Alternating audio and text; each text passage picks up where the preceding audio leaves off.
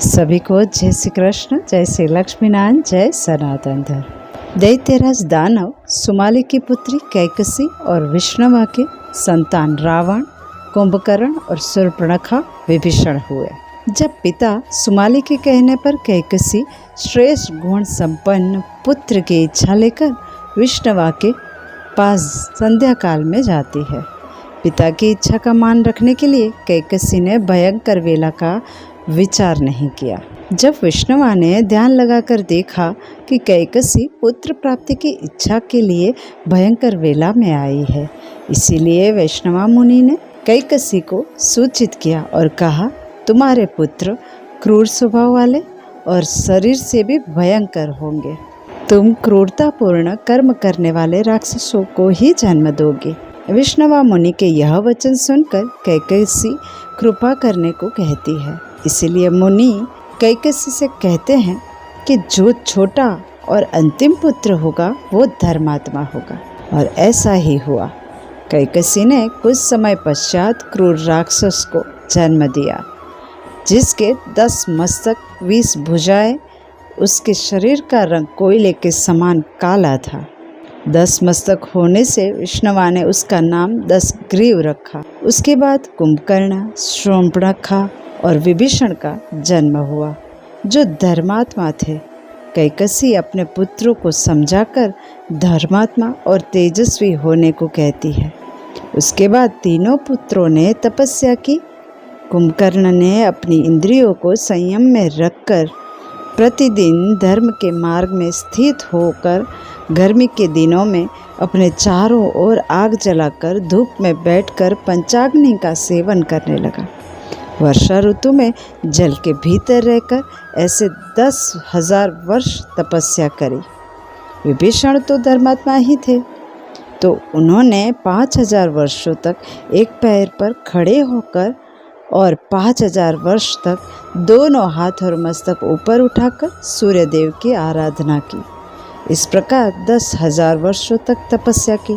और 10 मुख रावण ने 10,000 वर्षों तक लगातार उपवास किया। प्रत्येक 1000 वर्ष के पूर्ण होने के बाद अपना एक मस्तक काटकर आग में होम देता था। इस तरह 9,000 वर्ष बीत गए और 9 मस्तक अग्निदेव को भेंट कर दिए। जब 10वां सहस्त्र पूर्ण हुआ और अपना 10वां मस्तक काटने गया, उसी समय ब्रह्मा जी वहाँ आ पहुँचे और अपना इच्छित वर मांगने को कहा। तब रावण ने अमरत्व मांगा, क्योंकि ब्रह्मा जी ने अमरत्व प्रदान करने को मना किया। इसीलिए रावण ने गरुड़, नाग, यक्ष, दैत्य, दानव, राक्षस तथा देवताओं के हाथ से ना मरने का वरदान मांगा, क्योंकि रावण मनुष्य आदि अन्य जीव को तिनके के समान समझता था। यह वचन सुनकर ब्रह्मा जी ने तथास्तु कहकर वर प्रदान करते हुए कहा कि जो मस्तकों को तुमने अग्नि में समर्पित किए हैं, उनको भी वापस लौटाकर एक और जो अपनी इच्छा अनुसार रूप धारण करने का वरदान दिया। और फिर विभीषण ने बड़ी से बड़ी आपत्ति पड़ने पर भी बुद्धि धर्म में लगी रहे, कभी विचलित न हो और बिना सीखे ही ब्रह्मास्त्र का ज्ञान हो जाए, ऐसा वर मांगा। ब्रह्मा जी ने प्रसन्न होकर जिसकी राक्षस योनि में जन्म लेकर भी बुद्धि अधर्म में नहीं लगती हो, यह देखकर विभीषण को अमरत्व प्रदान किया। जब कुंभकर्ण की बारी आई, तब विभीषण ने ब्रह्मा जी को रोका। इसीलिए ब्रह्मा जी ने माता सरस्वती का स्मरण किया और कुंभकर्ण की जीवा पर विराजमान होकर देवताओं के अनुकूल वाणी के रूप में प्रकट होने को कहा। ऐसा होने के बाद कुंभकर्ण ने अनेक वर्षों तक सोने का वर मांगा और ब्रह्मा जी ने ऐसा ही हो कहकर चले गए। और वर प्राप्त करने के बाद बाकी सभी राक्षस भी रसातल से पृथ्वी पर आ गए, जिन्होंने भगवान श्री हरि विष्णु ने परास्त कर लंका छोड़कर रसातल को भेज दिया था। और फिर रावण ने कुबेर से लंका को छोड़ जाने को कहा और रावण लंकापुरी में राज करने लगा और देवताओं, ऋषियों, यक्षों और गंधर्वों के समूह को मारने तथा पीड़ा देने लगा। देवताओं के नंदनवन को भी उजाड़ देता था। रावण अहंकार में चूर सभी को प्रताड़ित करने लगा। अपने भाई कुबेर से युद्ध कर पुष्कर विमान पर कब्जा किया। जो कहते हैं कि रावण शिव भक्त था, तो मेरे ख्याल से वह रामायण ठीक से पढ़ ले। रावण ने कैलाश पर्वत को अहंकारवश ही उठाया था। जब भगवान शंकर ने रावण के घमंड को चूर करने के लिए कैलाश पर्वत के नीचे उसके हाथ दबा दिया, तभी रावण ने अपने मंत्रियों के कहने पर भगवान शंकर को नाना प्रकार के स्तोत्रों तथा सामवेदोक्त मंत्रों द्वारा उनका स्तवन किया था।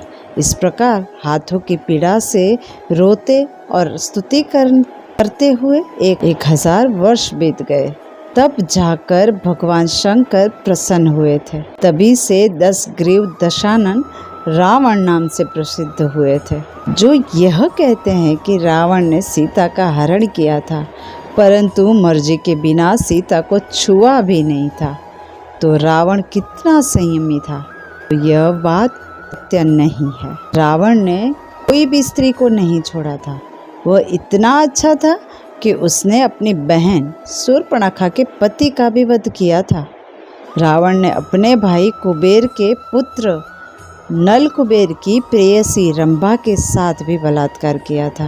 इसके कारण नल कुबेर ने रावण को श्राप दिया था कि अगर कोई भी उसे न चाहने वाली स्त्री का स्पर्श रावण करेगा तो उसी वक्त उसके सिर के 7 टुकड़े हो जाएंगे। इसी श्राप से रावण ने स्त्री पर अत्याचार या उसका बलात्कार करना छोड़ दिया था। तो अब बताओ, रावण क्या सच में ज्ञानी था? क्या ऐसे रावण का वध होना आवश्यक नहीं है? और ऐसे रावण के पास क्या सच में ज्ञान था? तो मरते समय लक्ष्मण, जो स्वयं शेषनाग के अवतार थे, जिन्होंने समग्र पृथ्वी का भार उठा रखा है, क्या उन्हें रावण जैसे ज्ञान की आवश्यकता होती होगी? रावण तो राम के बाण के लगने से ही वहीं ढेर हो गया था।